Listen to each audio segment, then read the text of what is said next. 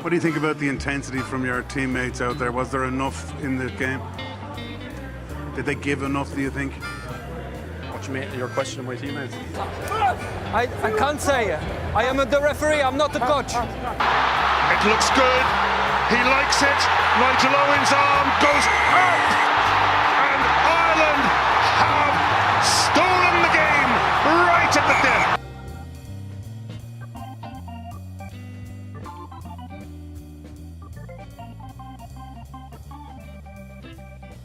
Hello and welcome to another episode of the Charge Down with me, Rob, and we've got Dave and Neil here. So it was a busy weekend there gone, and it's another busy weekend coming up. Six Nations just around the corner, but we're still focused on the European Cup, round 6, the final round. So I suppose before we go there, we'll look at round 5 and see what happened, see how it all went down. So Munster were the ones they were playing last Friday night. I thought they were fairly impressive now against a tough enough Gloucester team. Joey Carberry obviously got man of the match. So Neil, did I watch that match? You watched the second half, I think. I think I caught the second half. Yeah, Gloucester are weak-minded, I should say, not a weak team on paper. But Munster really performed well. Like, even though they conceded a try after 30-something phases, like they showed resolve to put the bodies on the line. It was very impressive. Some people are saying they'd go all the way. I think they have the pieces there, but they need everything to stick. I still think they're a level below the Saracens, us, and Racing, but they're just right behind us. And on the right day, they could win it. I maintain that Farrell is key to their entire back line. He just holds everything together. I was watching, I don't remember which match, but it was an Ireland match, possibly from the last Six Nations with Farrell in it, and he was notable. Like, every time he got the ball, you could see he's an impact player. Yeah. You know, I don't know if that's the matchups. Maybe he was against a light midfield or something, but Jesus, he was making yards look easy. You know, it was like Jamie Roberts back in the day, in his heyday of just crashing it up. It was crazy stuff. I think Gloucester, who I see here, have 0 points. Is that right? oh no, they've got Yeah, I knew. I was like, this is surely wrong. But yeah, I feel like they'd benefit a lot from more consistency, because wasn't there a case where they lost to Exeter one week and then beat them next week in the Premiership? The Premiership, not sure. But it was like a flip flop. And beat them in Sandy Park. Comprehensively enough. Yeah, I was like, this they could take control of the group, and then they lose next week to them, and then they lose another game at home against Sale in the Premiership. Like, imagine how frustrating that would be to be a fan or even a player. Like, So your head would be wrecked. Like, there were a couple of players they just need to bring in and just make them click, because they're not, both backline and the pack isn't performing above its means. I saw they had that all South African second row, was it? Gerhard, Grobler and Mostert. Yeah, I was very surprised to see Mostert there. I thought he was a Lions guy through and through, but I guess money talks these days, doesn't it? Money talks, especially with South Africans. That's a solid second row, though. Yeah. No, the team itself is very good on paper, but they didn't look like they were doing anything for most of that match. Like, they're just throwing themselves in the Munster, and Munster were lapping it up all day. Munster's defence, I thought, and like you remember, you said they went through 30 phases, and they obviously didn't keep them out, but their defence in that passage was quite good. Yeah. And they forced them into the corner, which they missed a kick, I believe. Yeah, they did. Keith Earls is very impressive in that passage. He just shuts down the attack. Not just a random. For some reason, I went and watched that Hosea Gear try where he absolutely demolished Keith Earls. And it's not easy watching. Like, he's such a better player nowadays. It's confidence, I think, with him. He just seems to have that self-belief. Also, weren't we trying to force him at centre a lot back then? Well, I remember him saying that his favourite position was centre. And he's playing centre, he's playing wing, he's playing fullback, and like, whenever you focus on the wing, you do really well. Yeah. Never say, okay, you're playing centre now, and it just ends up destroying his confidence. He always seemed like a different player on the wing to me, and he definitely seems to have benefited from a long stint that, okay, you're just on wing. Yeah. I think he's not so much a confidence player anymore. He's just so much assured about his game. He used to be a confidence player. That's what I mean. He's built up the confidence through getting that consistent time on the wing. That's led to him just being great. Basically everything he does is very good. He doesn't get to score too many tries for Ireland because Stockdale will score so many. We don't get at the ball to the wings that much compared to their size. But he's just reinvented himself from this flashy youngster who could score length of field tries into just a complete wing. He's a great finisher. Like Yes. in terms of like throwing it out to him and giving him a yard of space, he'll turn it into tries. Like He also has a good eye for a line break, I think. Just sort of around the middle of the park, he seems to make a lot of line breaks from what I've seen. So I don't know. Yeah, I'd love to see him doing well in the 2019. Like I'd say almost a year ago, I would have been advocating for someone else on the wing, but just he's really impressed me over the last year. Absolutely like watching him play, like every time. He's definitely an X Factor player. Yeah. Was it on this thing last week that we were saying about the X Factor players? Yeah. We might have brought it up with Wallace an article about it last week saying But after that Munster match, all I could think was X Factor players. Like there was a lot of flashy stuff going yeah, on. what does that even mean? I'm not sure. Yeah, exactly, I don't know. It seemed like We could probably play the same thing that we said last week. We're like, what's X Factor in a prop? yeah, but to me, like you have Sure, you can make 20 tackles in a game, but can you sizzle? Trademark. what's his But- sizzle factor? like you look at New Zealand the way they play. It's flashy, so you'd say it's sort of they have a lot of X Factor New Zealand players. aren't flashy. Australia are flashy. New Zealand are just incredibly efficient. I They think don't- New Zealand are more flashy than yeah, they Australia. don't do anything they don't need to. Essentially, well, Yeah. they kind of do a bit now with Barrett, Mackenzie and stuff like that. And it's a bit looser as a result, but it's generally just incredible skill and ends up someone a mismatch on the wing, and then you're down try. Mike Haley, I think this is an interesting battle going forward for me. Will be Mike Haley versus Will Addison. I think to me they seem like quite similar players. I think Will Addison probably is better now, but Yeah, he played well, I thought. yeah. I don't think he has enough to upset the current. Well, just looking forward, I was Yeah. thinking about it on the way over here. Actually, I don't think Larmore is an out and out fullback. To me, now he's been good there, but I don't know. I'd have my doubts. And looking at Carney's going to be gone soon. Let's face the facts. So you have possibly Larmore slotting in there, or you could go Addison or Conley, Haley. perhaps. I don't know. I I, think li- Conley's pretty good. I like him on the wing, but I don't know. He's good aerially, I suppose, which is an aspect of fullback that you want. But Addison for me now will be almost out of Lamore at fullback. I'd stick Lamore on the wing, like. It's the horses for courses. I think Lamore will end up being a fullback. Yeah, he's not the finished article now, but he does have a great attacking game, and hopefully the defensive and the That's- positioning will come. That's the thing, though. I think maybe you said Ireland don't spread it wide very often, but I feel that we could exploit his attacking game, which is his biggest strength, by sticking him on the wing. I feel Ireland going forward would want to keep that sort of defensive-minded True. fullback. Yeah, but the thing is, if you're safe with Larmore, Earls, and Stockdale, Yeah, put, you can't really leave any of them out as such. so you put Larmore on the fullback, just pure best resource, even if you might be better in the wing. Do you know? I think a lot of teams aren't testing him at Well, fullback. the thing is, I remember New Zealand did it, but I don't remember any other teams really. Argentina did it. I don't. Argentina did a lot. Argentina dropped a few bombs on him, and I don't remember him handling them particularly No, well. he Got away missed with one it. of them. The thing is, if you do try target a fullback like that, You're kicking away ball. yeah, and if it doesn't work out, you got Larmore running at you. With space. Like, it makes a lot of sense. If you had someone like Murray against him, because you can drop a great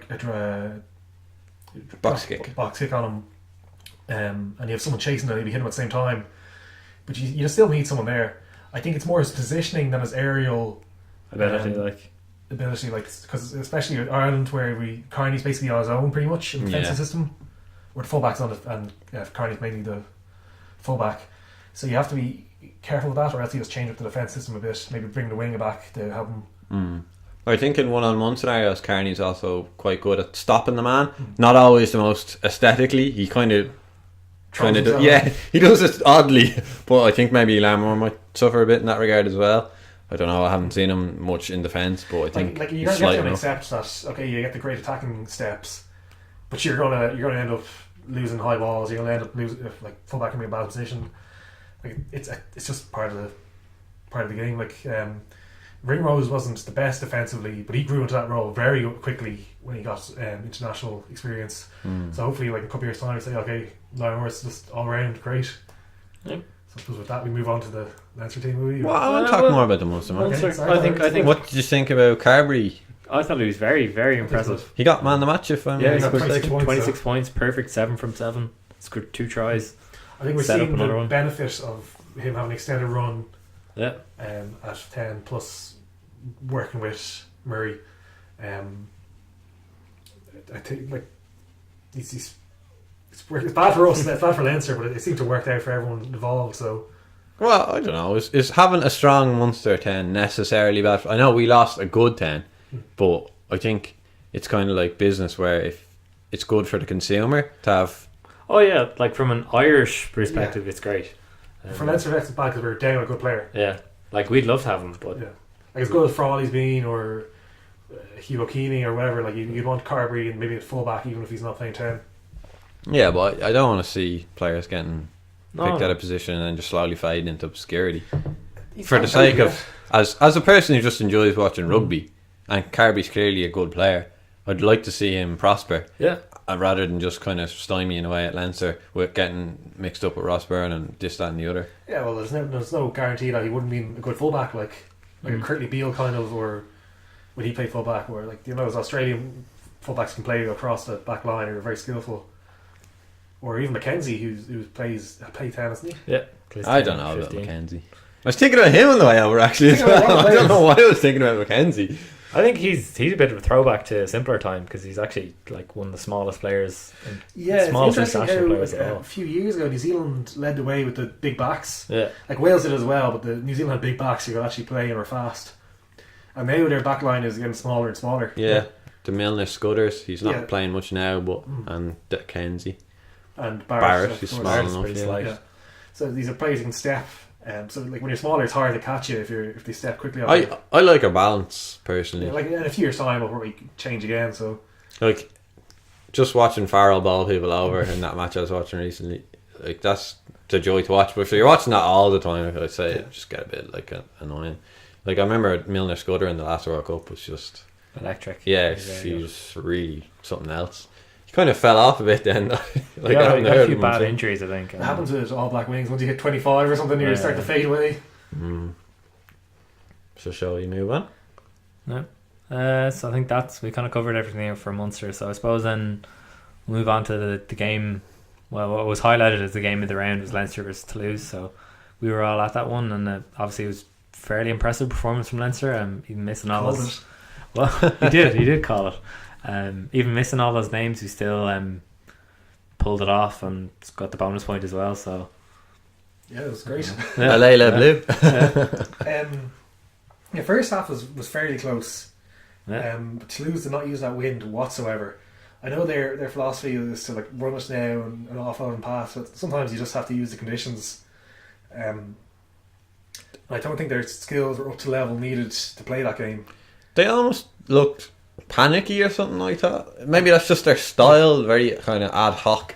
There didn't seem to be much of a game plan there. It was sort of like, all right, trust our individual player skill, and we'll just beat them with flair. And they kept knocking it on. It was like they were forcing passes Yeah. where they didn't need to be forced and all that. I think like the coaches said after they learned a lot from this. Like they didn't say schools, but whatever the French equivalent was. Yeah. Like they went to school essentially. They said, and it was interesting just to see them line up. When I watched the match, I thought they were basically man marking 1-on-1 with the tackles. When I rewatched it on the TV, they're actually sending two men into like a carrier, and they were off their feet very quickly. The Toulouse pack, and it was only the constant. I felt that was very noticeable in the first half. They seem to be going off their feet a lot. Yeah. It was very noticeable, and they were absolutely wrecked. And that was essentially it. They just couldn't get a foothold in the game. Now maybe if one of those passes stuck, and they'd be under the post, they get a lot of Bit confidence. of but morale or whatever. Leinster was so methodical, especially in the second half, where he just put the boot down and throat and didn't let up. Yeah. One thing I noticed in that match and have noticed back the past few months is these looping passes. Yeah. I think Gibson Park is one who seems to be throwing them a lot. Reed is another, and Ringrose is throwing a few as well. It's something we're definitely. Well, a lot of them pushed, are a lot of them are landing, which is impressive because a lot of times those don't just work out. Whoever tries them, like. But you can always see like the scrum half or someone else, like a Low in the case against Bath. The people are looking to go quickly. Well, previous seasons we very rarely went to look quickly unless like the scrum half had the ball after a scrum or something. But it's noticeable over the European campaign. We're constantly looking to break the tempo. It's one like that when you can see like Gibson Park threw it out to Byrne to score the bonus point try. Yeah. There's a similar one where Gibson Park got it a couple of weeks ago. He was on the receiving end of a goal quickly. The tap and go for the penalty, was it? Yeah. I remember that. Um, Gibson Park is impressing me a lot lately. Well, I think he's And just a side note, when I watched it back on the TV, as did Junior, he was very vocal in defence, very vocal, which I was impressed by. I don't usually notice stuff like that. I think his the last couple of weeks his basic scrum half play hasn't been that great. Oh, he's okay. He's pretty good coming on against Toulouse, but he's a very good player outside the scrum half, like especially the running the lines he does. Whenever there's a break, he's always one of the people there. I don't know. Aside from his box kicking, which has improved, I think he's nippy enough in the passes. They seem to be accurate enough to me, if not more consistently than Luke McGrath. Even I think as the match progresses, Luke McGrath seems to start throwing bum passes. Yeah, he gets tired, I think. Yeah, they're low, like skipping off the grass or whatever, causing knock-ons and stuff. Whereas I don't think you get that from Gibson Park. Well, then again, we haven't been seeing him much starting in a match, so he's going to get is it 8 weeks now to? Yeah, he's That's going what to he be said. like. We actually have to be very careful because if he gets injured, we're down to Hugh O'Sullivan and Paddy Patterson is in. Who? So like, I imagine he will be playing, but I imagine he'll also be Wrapped in cotton wool, a little bit protected Yeah. too.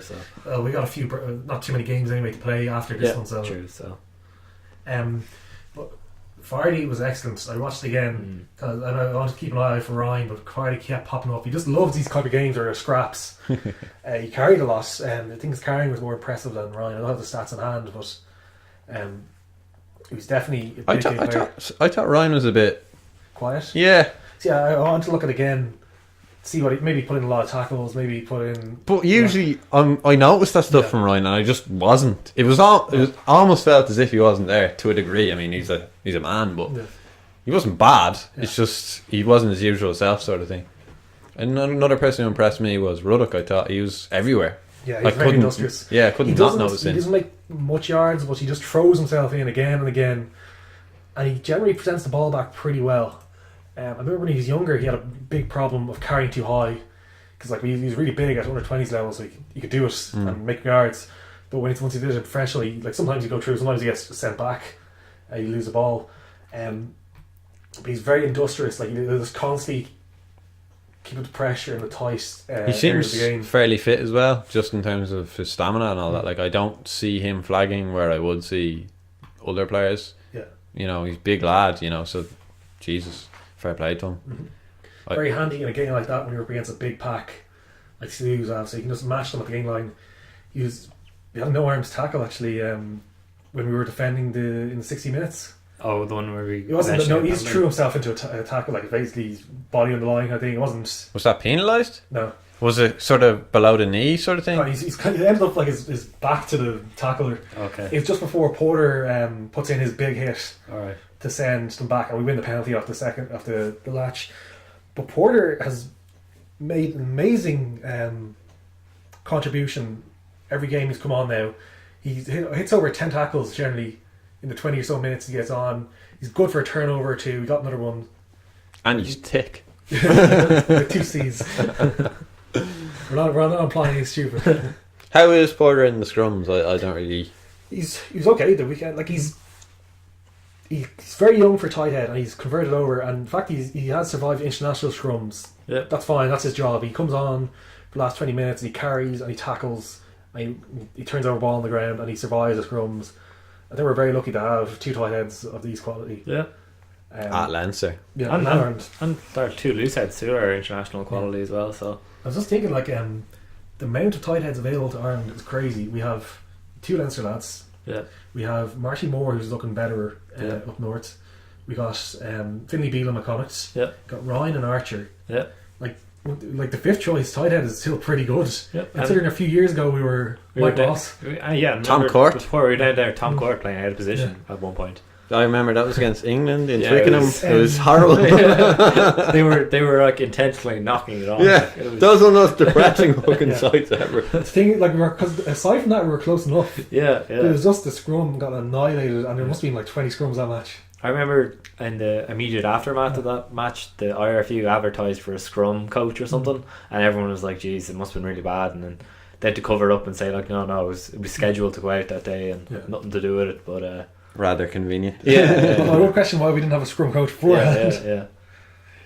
I Such an important thing now. the commentator in the Leinster match was espousing that Cronin be picked ahead of Best for the World Cup. It was Jamie Heaslip, wasn't it? It was, yeah. What are you saying? He's biased? He had a good hit on the 10. Yeah, you knocked Ramos, I think, isn't it? Yeah, and they got a penalty after straight away. Yeah. Has there been questions of Cronin's temperament in the past or Yes, something? yeah. There's I can say. rumours involving airplanes Yeah, and stuff. there's this constant. Once he gets drinking, there's constant. But then don't get drinking him. Here we are. Get him in line. Someone will have a fucking chat with him. Like, you could be number one, bro. Apparently, Healy gave him a whack for the match. Not like directly before a match, but like when they're out. Alright. Gave him a schmack. Give him a smack, allegedly. But I mean, I don't know. I think he offers maybe a little bit more than Best. Best Best has is an very easy- good on the ground. Is Best gonna be captain in the World Cup though? Because Yes. if he is, then you probably aren't Yes. going to be starting Cronin. Best is either captain or he's not in the squad. What about Sexton as captain? He'd be gone mad. You give it to Peter Manning or something then. Yeah, or CJ Sander or someone. Yeah. He's not even Irish. Yeah, well, no, actually, Controversial. I was discussing this with my brother during the week, and you can get annoyed about Bundy Aki and Jared Payne and all that, but CJ Standard's now an Irish citizen. So I'm like, he's now in the eyes of the law, he's as Irish as you and me. So, But can he be captain? yeah. So obviously, yeah, there's that whole thing of, project players and bringing them over and signing youngsters and promising them green jerseys and all that kind of stuff. I can't remember who it was, but we were watching an Ireland match or an Ireland League or something, and someone said, "Is Bundy Aki Irish?" And I was like, "What the fuck do you think?" Like, look, no, he's wearing green. But yeah, I suppose Peter O'Mahony would be a good step in Rory Best's shoes. He has that pugnacious attitude. Yeah, Cronin just doesn't. I think there's some question marks over the scrummaging. Like I think it was like in the Australian game, in the Australian tour, he came on, we gave away a penalty, and people started blaming for that. I think that's a bit over the top, but I also think there was things with him hooking. yeah, He wasn't it hooking doesn't the ball matter or too something. much because you can just throw the ball into the second row now. Yeah. But a couple of years ago when they were strict on it, it was bad. And it could also be related to his scrummaging because he can't get his foot up to hook if he's getting He's too much of a nugget. barrel chested nugget. But yeah, it was just all around good performance. It's hard to pick out any individuals, really. I'm trying to think of. Ringrose got man of the match. Yeah, Yeah, he was very After the match, I said Ringrose and Ruddock were my men of the match. And Van der Fleer was very good on rewatch. He's Industrious. he's just constantly. Where does he get the energy from? He looks the same at bloody 80 minutes than he does at 0. Like, it's phenomenal. I thought he wasn't that great during the middle of the European campaign, but the last game he's played very well. I was a bit disappointed in Toulouse. I thought they'd, show up a bit yeah, more. you know, I mean, the first half we were on edge, but when we started pulling away, it's sort of just like, another fucking French team showing up, and I mean, It wasn't even like they just rolled over. He just had no real answer to us. We just We just ground them down. Like, that was it. It was just and it, like, you have to remember too, like, coming to play us, we are the double holders. Like, we're actually a very good team. so yeah. That's what I said. Like, people got too hyped up about Toulouse. Yeah. Okay, they had a great domestic season after they haven't lost since like September or whatever it was, but they're still not the finished article. No, I think that was proven that. Actually, we'll move on to the rest of the pools and kind of we'll have a quick look forward as well. So Toulouse and us in Pool 1. So obviously us against Wasps on Sunday. am I right in thinking that if everything goes to plan, it will be us playing Toulouse again Quite later? possibly. This is actually, I remember running the predictions there on Sunday, and yeah, and I think out of three of the 4 quarter finals, there were repeats of the pool matches. I don't like that at all. It is a bit strange. I don't think it's like a quirk of the system. I think it just happens like that. Yeah. Well, to me, they should put in countermeasures to make that not happen. It makes the matches uninteresting. Like Saracens Glasgow. Oh, jeez, I wonder how that's going to turn Yeah, out. anyone watch And you it could again? kind of almost say the same about Leinster Toulouse, although I did predict Toulouse would win last weekend. I think that'd be good. Like, you see, it sets up the narrative. Will they learn from their defeat, or will it be 2 wins for Leinster or whatever? Like, I think it's a good game. It's a good game. Because that Leinster Toulouse game would obviously be in the Aviva, and also would be after Ireland have played France in the Aviva. So Ooh, if France I played like those Ireland over, like, storylines. it's all game. Like, But I think barring an upset, it's going to be Saracens 1, Racing 2. Racing 2, us 3 then, Yeah. and Edinburgh possibly 4th if they beat Montpellier tonight. Yeah. One point actually just there that what kind of, I wouldn't say it annoys me, is the fact that Leinster have given up. Well, not that they've given it up, but They had the opportunity. they had that opportunity to be number 1 or number 2, and just how critical. I know obviously you can't look too far ahead and shouldn't be worrying about semi-finals, but it is so important to get a home semi-final if you want to make it. So I don't know. I don't think enough people are talking about that. Like, you know, you basically nowadays you need to be perfect in your group to get that home semi. So you're saying Saracens are going to win then, is what you're saying? Yeah, I think they have a very good shot at doing it, but I don't think. See, the thing is, will Saracens still have a full team to pick from at semi-final time after going through Six Nations and a quarter-final? Like they're not heavily dependent on Vunipola. Let's say they're heavily dependent on Vunipola, But he's on vitamin D now, so he's grand. it's grand. He's eating his cream cheese. I saw someone was saying, making the comparison to Nathan Hughes. They're like, oh well, if Billy Vunipola's low on vitamin D, maybe that's Nathan Hughes' problem. No, he's just not as good. Yeah, I suppose looking forward. Edinburgh were very good against Toulon. Bugelli or whatever his name is. Yeah. He said from what I gathered from the tweet, it was in French. We're too much like Hulk and we need to be like Flash. So I think he's saying that his players are too big and bulky and they need to be He needs more to play speed. quicker. But Edinburgh were very good value for the win. Is this, am I right in saying Cockrell's first year with Edinburgh? Second year. Ah, okay. So he's It was his first year, like where you could be able to get rid of players and sign players. That's the thing. I was like, Jesus, if this is his first year, he's come in and worked wonders. But yeah, it does make sense that it would be. Yes. Got a question. Leicester Tigers now they kicked. Oh yeah. They kicked him away and kept Matt O'Connor. It's probably just a poisonous environment at this point. Like, wasn't what's his face, Genge? I always mix up Genge and Sinclair. I think Genge was retweeting all the negative fan comments. I think I remember that, I think he was like just. He wasn't supporting them. He was just saying like, "Oh, you're fans and you're giving out shit like the team. I think you should get behind the team." Is his. I don't know. It seemed childish to me, Yeah. and he does seem like a bit of a childish lad from what I can see. He's a young lad. Seems to have a bit of a hot head on him. But yeah. Yeah, like looking at it there, like Edinburgh are top pool 5, and obviously if they win tonight at home, they'll go through. Whereas Leicester are languishing there in 4th. Yeah, got hammered by Pool 4. Scarlets. They sent a weak team over, but they were 30 points down, 30 points to nil or something on one stage. Ken Owens reinventing himself as number 8. Yeah, that's try. it's an unusual experiment in this day and age. We just have to. You just wanted to ring that in. I remember. Could we run Sean Crown on a number 8? We could. Yeah, he's gonna hook then. We've run the background and not any hookers, so why would we do that? I'd like to see it. I think we could.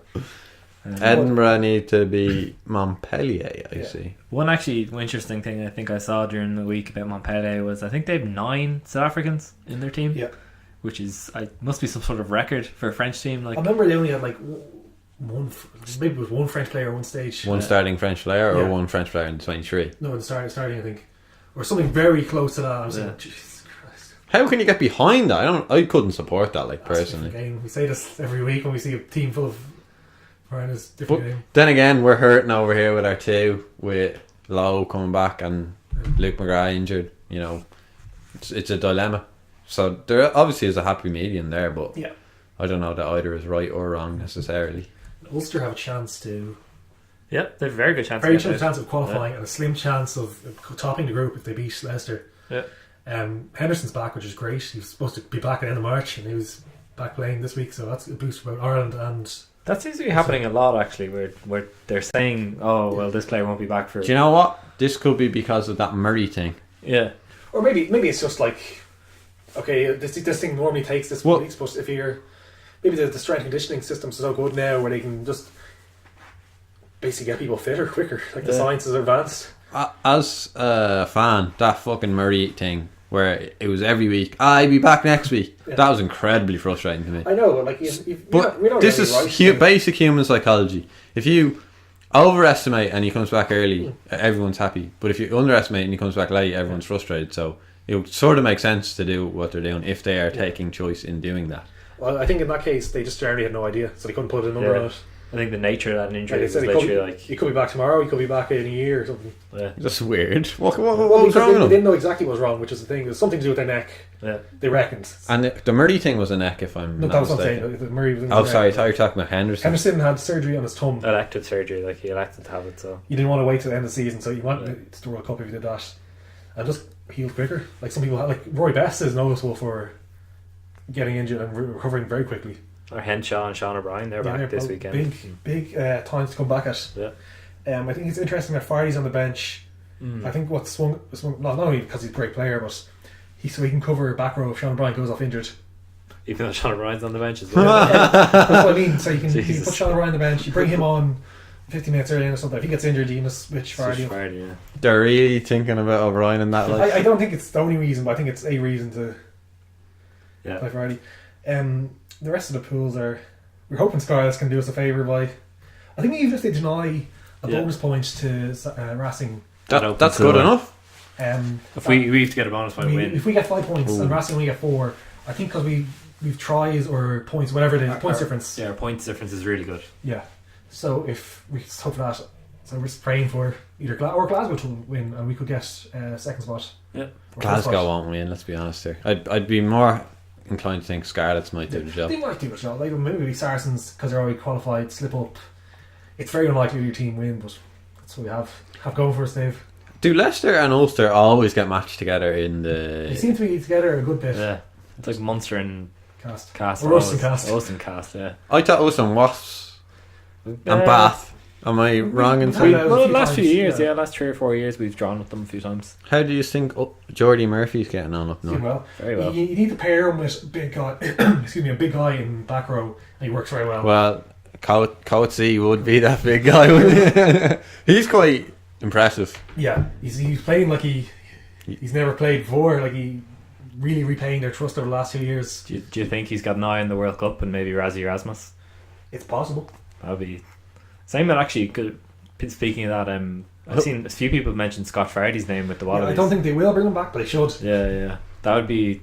Who I don't know how I'd feel about that, like losing one of our senior players. I'll But be just have to unfortunate. accept it. Like, who would be Coetzee's direct competition in South Africa? Dwayne Vermeulen would it be? Yeah. I think Vermeulen's kind of getting a bit old. Khaleesi Khaleesi. maybe.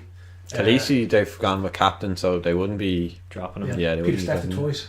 And He's very he's good. he's a bit of a Van der Fleer, but bigger, sort of. He Yeah. seems to have a lot of energy. No, he's a lot of energy, but he's like a second row / back row kind of. He's much bigger than Van der Fleer. Or would you say he's a big guy? I would. They have a lot of big guys in South Africa. Mysteriously big. So we're probably going to finish top of our group, which is great. Yeah. Munster might. So Exeter, like, yeah. They might. I end think up they'll with a win. home quarter. I hope they win. I like seeing I them. think yeah. they'll end up away to Edinburgh. I think is what one. That could be tough. Oh, that'd be a great game. They take that over any other. Yeah, everyone else. Do you know what? I want to see Peter O'Mahony in that match. Just see, I can imagine the fire he'll bring. Like. To Edinburgh or to Edinburgh. He'd be Yeah. fighting away. Because I don't know, Edinburgh probably feisty enough, you know. So I can picture already Cockrell like Yeah. staring at him, Yeah. staring each other down. I miss Donegal Ryan at Munster. Yeah, He had yeah. that sort of deathly stare, the manic energy, the manic aggression. Is he still playing in Montpellier or Yeah. Racing? Sorry, Racing. I think haven't he seen is. him, but he is. He must be injured or something. And last Exeter match could be like Exeter could get through and Munster could lose everything. It's Yeah. very close at this stage of the game, but I think Munster it'll be close enough match probably, but Munster should power through that and get a quarter. So it looks like we have probably 3 Irish teams in the quarter, Which is pretty special. maybe alright, yeah. 4 or 5 pro 14 teams, which is yeah. very good. I think you're going to say 4 Irish teams. Connacht just dropped it into the quarters. 0 Leinster and Leinster. So I suppose looking forward to the Leinster match? Leinster match on Sunday. Yeah. I think we're going to annihilate them. But what about some sort of thing where they have like one freak match? Pride. It could. Yeah, that's what I'm talking They about. play like what looks like a very strong team for them at the moment. Yeah. They don't have Willie LaRue, but I think his mind's on that no-name Japanese team he signed up Toyota something or other. Shitsune or something. He hasn't been that impressive for them, I found. Like, He's very hit and miss, and now he's all miss. Well, didn't he essentially turn the whole Leinster was quarterfinal. with his Couple knock years on. ago. Yeah, yeah. That was a great one. That was good. like that was. I remember Curtly Beale cut us to pieces, puts him away, and it's like, oh damn, this could be a good one. Fair play to Johnny for making such a big deal out of it. And And, you were complaining then. well, yeah. Because I didn't see it on first glance. I just saw a section of a man. I was like, oh, whatever. And then we see it. Oh, and then Wasps lose the line out, and we carry it up and we score at half time. They were architects of their own defeat that match. Yeah. But the Wasps game, yeah, we've got a lot of players back. We mentioned like Jack McGrath back, Sean O'Brien, Toner, Henshaw. That's like basically 4 lines. And What did you think of Ross Byrne last week? I thought that was a mixed performance. Yes, very mixed. He had to crash it up a lot because. Well, you say he had to crash it up a lot. I don't think he did. I just think he didn't back Or himself. throw a bad pass in. Why would it have to be a bad pass? That's A lot of the times it didn't look like the pass wasn't on to You me. have to throw maybe a long pass, and in that weather and that defence, just something you have to do. Every time he went into contact, Got a few penalties out of it. well, good. But to me, he looked fragile going into them contacts. Like, I was worried from every time. I suppose maybe that's a testament to just how big Toulouse are. Yeah. But it just... Well, he wanted to keep someone on him, because if he kept just passing out, Toulouse will drift out. But if he cuts inside a lot, it means Toulouse have to send someone at him, which he never got driven back. He kept the ball. he didn't get driven back, but... And like someone like Sexton or maybe even Frawley or Joey Carvey, they'd be able to step or put out a try. That's not that he doesn't have the athletic ability to do that, but Yeah, well, when you don't have knees, it's a bit... the Ken doll of tens. I think his kick pass is obviously excellent to Dave Carney. Yeah, that was How is he so good at that? It's Like, just like a skill. He's worked on it. If- loads and loads. if you take that aspect of his game away, he's a fairly average player to me. Yeah. Okay, maybe he's quite consistent at kicking goals as well. Yeah, But he's normally very good in defence, but he got absolutely steamrolled, ran one over. match, one tackle against their 12, I think it was. Yeah. In the back, or I think it was at the back. But he generally is a solid player. But what I like about him is he doesn't go into a shell. I said this at the match. He's got grit, Yeah. which is important for an out half. Like, he'll shout out to the rest of the players to get them going. He kicked pretty well. He got everything, I think. Or no, he missed one. It bounced off the post, I think. would Luke McGrath have been second choice for the Six Nations, do you reckon? Yeah. You wouldn't have. This is purely because everyone else is injured. Yeah, Marmion was injured, so Cooney was injured, but now he looks like he's back on the bench for Ulster. What about Quaylen Blade? He's played well, but I think he would have gone for Luke McGrath over Blade. Yeah. Blade might have been third choice then, but I said it on this podcast a couple of weeks ago. I want them to just throw the Six Nations just to blood a lot of people. Like, you don't I know, it'd be cool to see. The last 3.5 years of being blooding new players, and now we're like, we got them blooded. Ah, man, I want to see crazy shit in that Six Nations. Like, okay, well, say if we lose the first match or something, can we write it off and just say, let's just start throwing it through in, Carty starting, Blade starting, just madness. But why? I don't know, but it'd be cool. So that in a few months' time we're ready. Not even that, We're but ready to win now. we lost. We got it out of our system. We're good to go. Here's Japan, here's Scotland. Oh, no. Or even, I know we've kind of grown out of it a bit, but that underdog thing, I think that still simmers away in that Irish mentality. I don't think so. I think we're finally starting to rise above it. Yeah, Because but like the games against Italy and stuff, we just absolutely murdered them.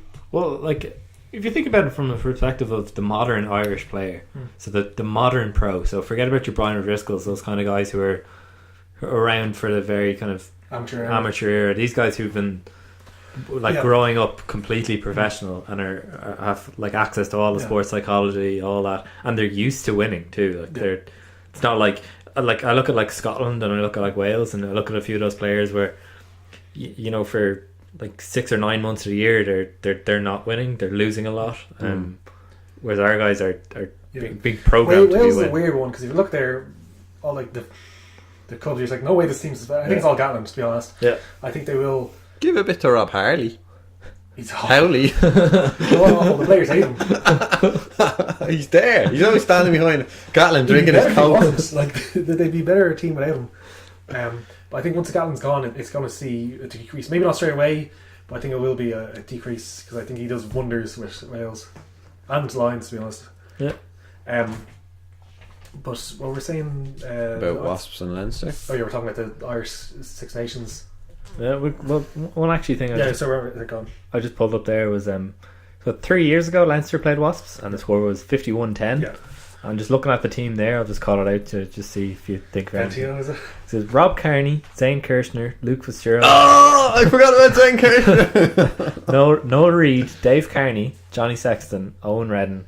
Then you have Jack McGrath, Sean Cronin, Marty Moore, Devon Toner, Reese Ruddock in the second row, Dominic Ryan, Geordie Murphy, Jamie Heaslip.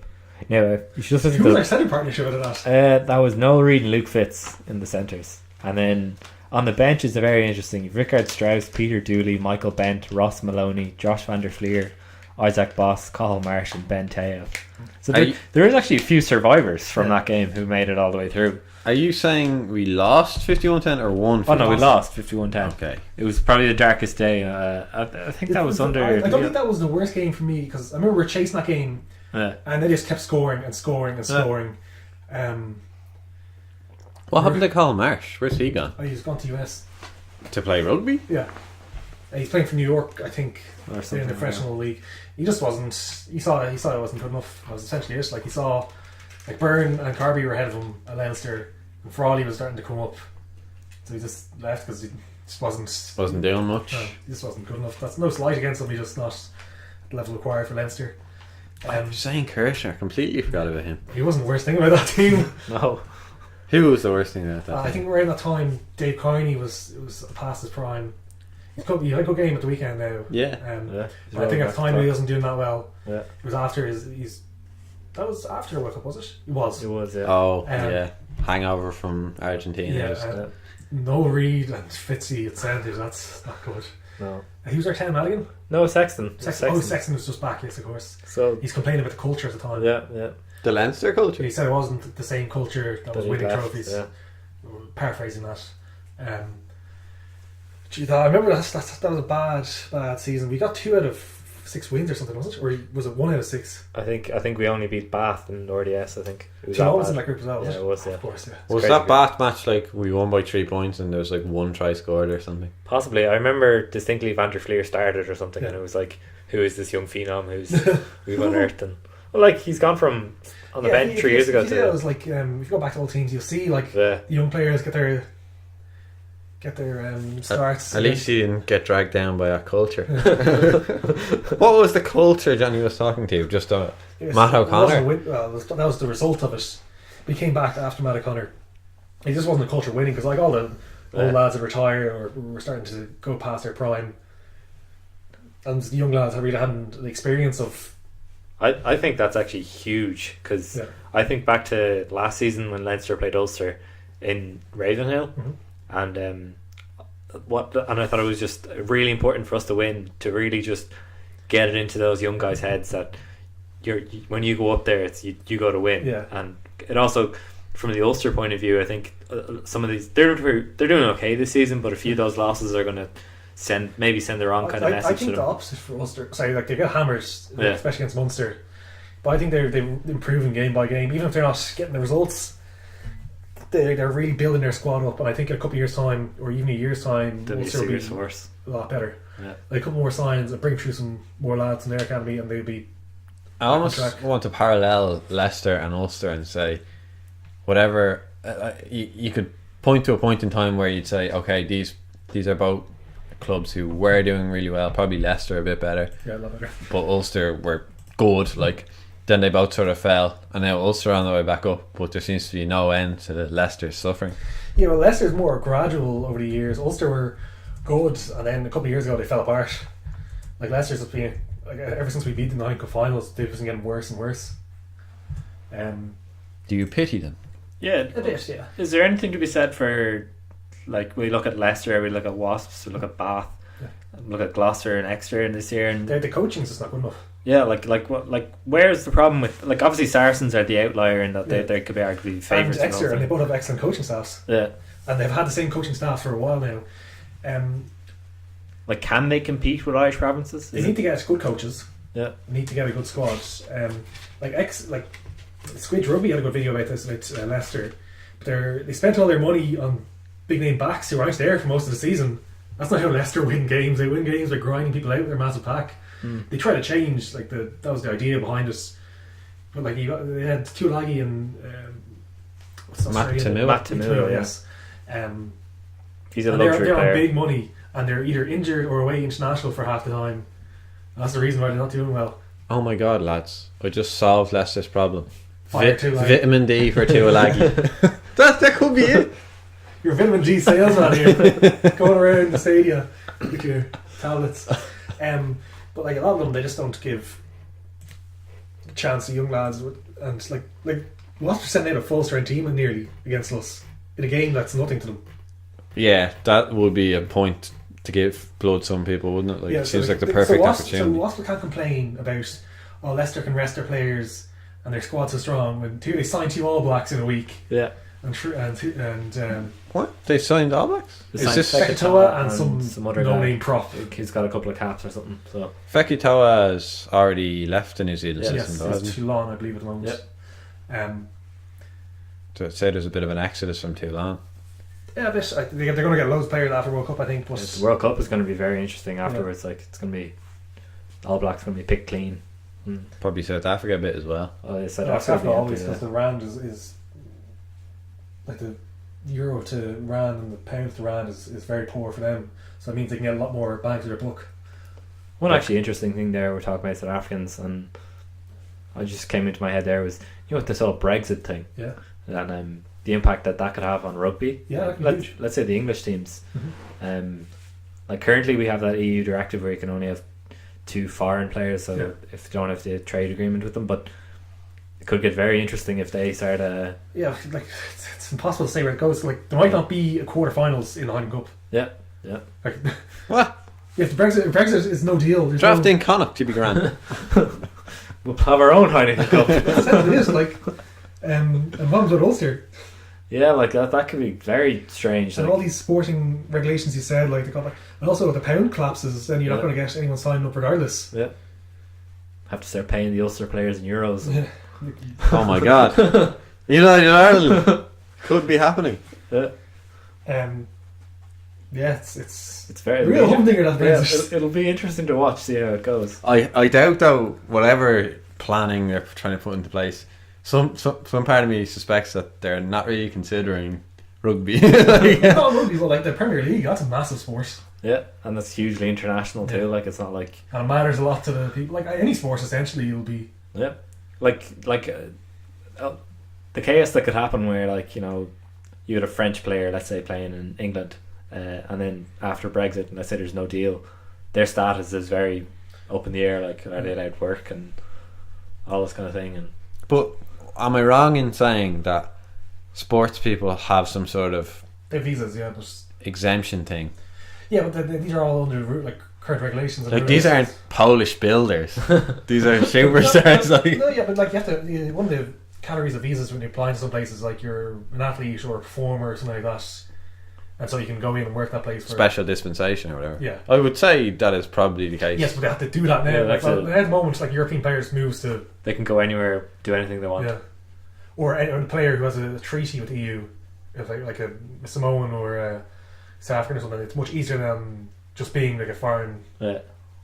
normal foreign country. I don't know. I think it'll all just work out. It would be grand. I prefer. My prediction is for the Leinster Wasp match. Yeah, we're gonna hammer them. Yeah. Bonus point drive. I think they can come out and play. We hope they do. I hope it's a good game. I hope Nathan Hughes and Sean O'Brien hit each other super hard and there's no injuries whatsoever and everyone walks Matter, out. anti-matter, hitting each other. Yeah. I think probably Leinster to win it, but it probably won't be as easy as we think. I think Wasps will have that pride thing going. I think a lot of people are Strangely, at this kid. well, I think a lot. Where it's going to come from is a lot of people have been questioning over the last few weeks with players leaving and stuff, and I think they might just, try and front up on the basis of, well, we're still a decent team. We have heart. We can tango with the If best. they don't, they'll get hammered even more. Well, yeah, but Leinster to win by probably like 15 points or something. Yeah, I'd go with a comfortable enough Leinster win. Yeah, hopefully it'll be a nice round. And we know what we need by the time anyway, so if it Yeah. matters. Allez le bleu. Yeah, hopefully, yeah. I suppose one quick thing we'll just touch on is obviously we'll do more in depth as we get closer to it, but the Ireland squad for the Six Nations was announced there. Really? Yeah. So there's some interesting selections. Connacht had 5 players selected. 3 of whom were uncapped. Yep, 3 uncapped players: Carty, Blade, and Farrell. So Do you know? It's good saying. Sorry, just it's good seeing that even at this stage. form is being rewarded. Yeah, but especially new players can get in. I thought the squad was pretty much nailed down, but now, like, some of them are in for injury, but like some of them are in performance. Like Ross Byrne has been lighting the world on fire, so he gave Carty, who's been tearing it up, a go. Yeah. And so it's just a big boost to any player in Ireland thinking, okay, now if I perform over the next few months, I still can get into that squad. Like if you're maybe borderline or you don't have a history of the squad, I think it's a very strong squad. Some of those players now, like Henderson, when he was named, I was wondering how fit he was. Carney's named, doesn't he? Senior. Yeah. The Sexton. So those players obviously considered fit enough to. Sean O'Brien as well.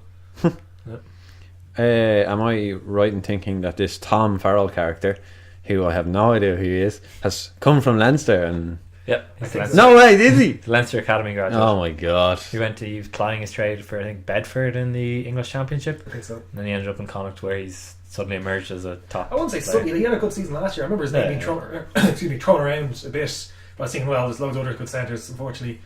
I think I remember watching some Connacht matches, and they were trying a lot of offloading, and I think he was sort of key to that. I remember he's a big He's offload a game. hard running centre. He's not the biggest, but he can take a hit. It's just so predictable that he came from Leinster already. Like. Well, he gets game time. He gets in a team that values their backs and makes them integral part of the attack.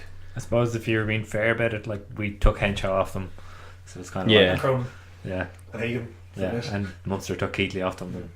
With your players. Yeah, And we're taking Kelleher off them next year as well. So it's all swings and roundabouts. I was reading an article about Connacht. They have this buddy system where the young academy players or the young players of the squad basically write a list of the 3 players they'd like to mentor them, and they try pair them up. And he says, like, most people get their first choice or even second choice, and just really helps to, like, that's something Friend brought in. And it seems they've really improved over last year or last couple of years when they had Clark. Was it 2 years for Clark or 1 year? I think it was just 1 year. Yeah, he didn't suit them whatsoever. No. Sorry, who? Clark. Are you sure his name was Clark? I'm almost. The New Zealand guy Yeah. with the glasses. His name wasn't Clark. Definitely wasn't Clark. Get on this, Rob. Or, Larkham. Was it Larkham? Larkham is an Australian now. Half is retired. It wasn't Clark. Kieran Keane. Keen. There we go. I've never seen it. Okay. Yeah, Well, you're closer than me with my Larkham anyway. I'll give you that. What's the Kalen Doris and Max Deegan? Deegus. That's the future, Rob. Deegus is the future. Speaking of Irish squads, he's got pennies at the under 20 squad. Jesus. We're gonna need him, like, for that period of Six Nations. Like, Well, we've only got a few matches. We have Sean Ryan, Levy come back, so they might be in for a game of interest. We'll have Coleman and Bruno for some. Deegus. Josh Murphy. okay. We'll be fine with We that. might need him for a game. And he might be taking out the squad if we need him. But Is Levy on this squad? no, he's injured at the moment still. Ah, okay. He was, again, I was watching some of those Six Nations because it's constantly on Virgin Sport in the evening. But fucking Levy had a great Six Nations last year. Really came out of nowhere. Am I right in saying he stepped in for Sean Ryan? He came in for Van Fleer in the French game. Van Fleer busted his knee. He was out for the season. Okay. But yeah, And he came in for Sean Ryan. he had such a great season last season that it's almost understandable he's not lighting this. He's been injured. Yeah, but when he is playing, it's like he's almost not the same man. But you know, there's a limit to how much you can go up with a meteoric rise like that. You know. Alright. I think that'll be about time for us today. Yeah, good one. Closing comments: if you have dark skin, eat more vitamin D. That's the No, it's D. It's the sunlight. Crickets are bad. Alright, good one.